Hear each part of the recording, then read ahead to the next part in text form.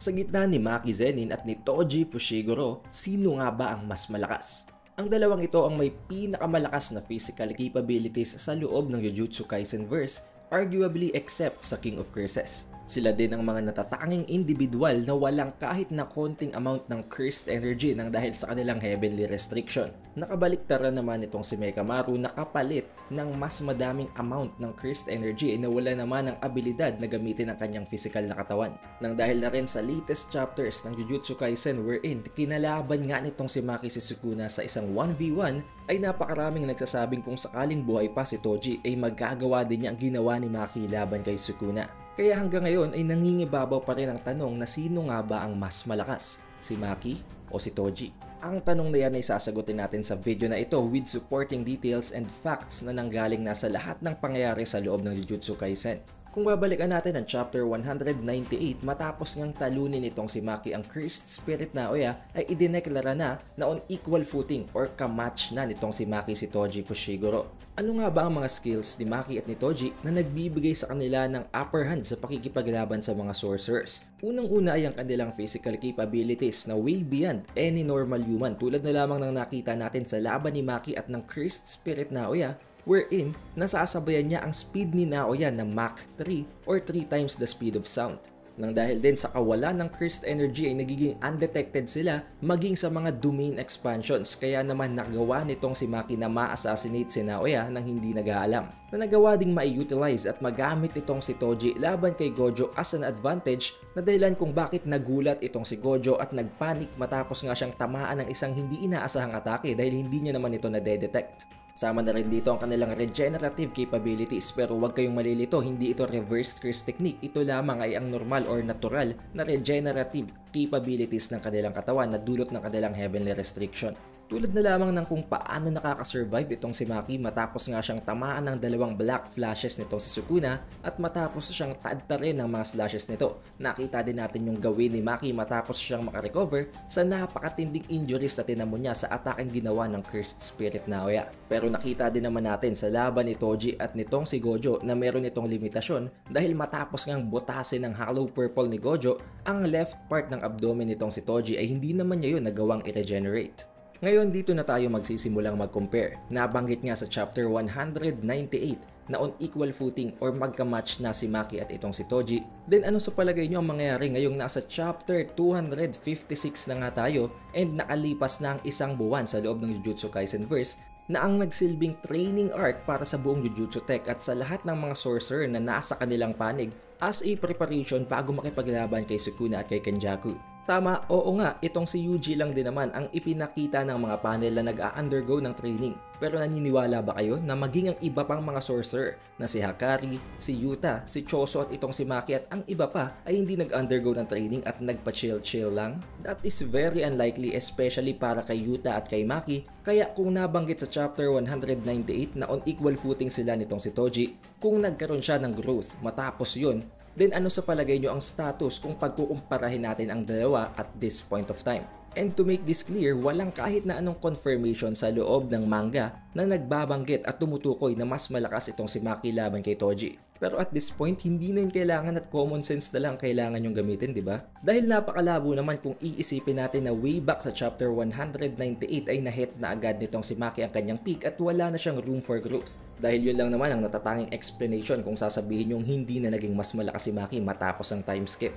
As for the feats naman, nakita natin na pinaglaruan at ni-no-diff nitong si Toji Fushiguro ang dalawang special grade na si Gojo at itong si Geto Suguru, pero kailangan din natin i-consider na hindi pa dun awaken si Gojo. Dahil right after his awakening nga ay wala nang nagawa itong si Toji, hindi na siya nakaland ng kahit na isang hit at talagang binugbog na siya ni Gojo. Nakita din natin na matapos ma-revive temporarily itong si Toji at makipaglaban kay Dagon, ay nagawa din niyang talunin si Dagon ng walang kahirap-hirap. Pero honestly, at this point sa mga latest chapters, halos kaya talagang talunin si Dagon ng kahit na sino matapos ang lahat ng kanilang mga power-ups. To the point na para bang ang mga disaster cursed spirit na kinatatakutan sa unang season hanggang sa pangalawang season ay para bang mga father na lang pagdating sa latest chapters. Ngayon dumating naman tayo kay Maki. Nagawa niyang talunin itong si Naoya na hindi pa isang cursed spirit at nasa normal pa niyang anyo nang wala pa man lamang awakening.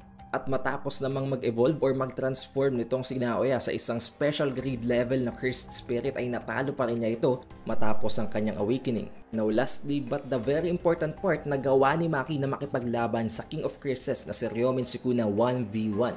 Kahit pasabihin na natin na nerfed at napakamahina na ni Sukuna sa kanyang state, it is still undeniable na mas malakas pa rin si Sukuna sa kahit na sinong sorcerer sa loob ng verse in a 1v1 kahit na ikumpara pa natin siya kay Yuta Okkotsu. Kung hindi ka sumasang-ayon, bakit hindi nanalo si Yuta at si Yuji kahit na magkatulong pa sila? Pagdating naman sa mga special abilities, wala naman actually kahit na anong feats itong si Toji na naipakita na meron siyang special abilities except nga sa napakatindi niyang physical capabilities. Pero kung dadako tayo dito kay Maki, meron siyang abilidad na mag-grasp ang kanyang environment. Na nakita naman natin sa latest chapter pa lang na maging ang hangin ay nagagawa niyang scaffolding or para bang stepping stone para makalipad o para bang lumutang habang nakikipaglaban kay Sukuna. Hindi lang yan, nasa-sense din niya ang difference in temperature and density ng air, kaya naman nararamdaman niya at napepredict niya ang mga atake at moves ng kanyang mga kalaban na maaring isa na din sa dahilan kung bakit nakikita niya ang World Cutting Slash. Isang atake na maging si Gojo Satoru na may 6 eyes ay hindi nagawang mapigilan. Experience-wise, makalalamang naman dito si Toji dahil alam naman natin ang dahilan kung bakit binansagan siyang sorcerer killer. Nabuhay siya ng napakatagal habang ginagawa ang trabaho ngayon and surely nakaipon siya ng napakaraming experience kahit na ikumpara pa natin siya kay Maki ngayon. Alam din natin na pagdating sa strategy or sa strategic thinking ay napakagaling nitong si Toji Fushiguro dahil isipin nyo, maging itong si Gojo nga ay napaghandaan niya at nagawan niya ng paraan para mabypass ang kanyang infinity at masurprise ito.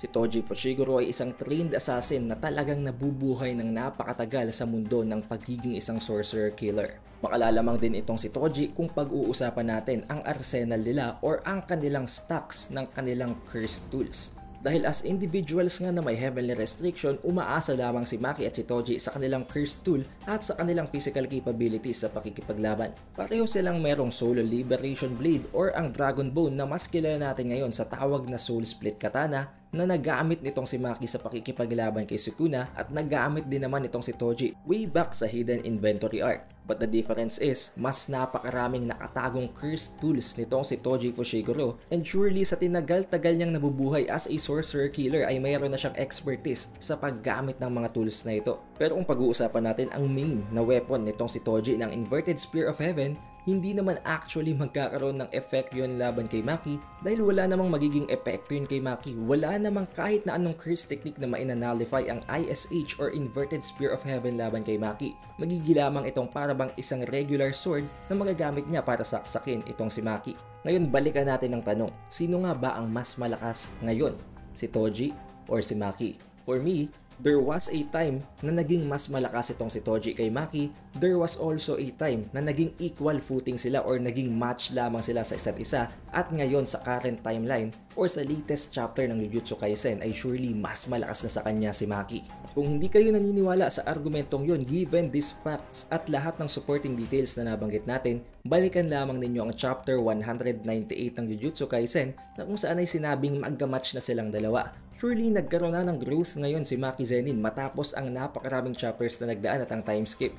Pero si Toji, nagkaroon ba siya ng growth? I hope nasagot niya ang katanungan nyo. Kung meron pa kayong ibang ideas or para bang meron pa kayong ibang argumento na mai-insert sa topic na ito, ilagay nyo lang yan sa comment section para mapag-usapan pa natin. Also, don't forget to leave a like, subscribe at i-ring mo na din ang bell button para sa mas marami pang Jujutsu Kaisen contents. Huwag mo na rin kalimutang i-follow ang ating Facebook page by the same name na Updated Weeb para sa mas marami pang announcements and events sa ating community. It is the Updated Weeb and I'll see you in the next one.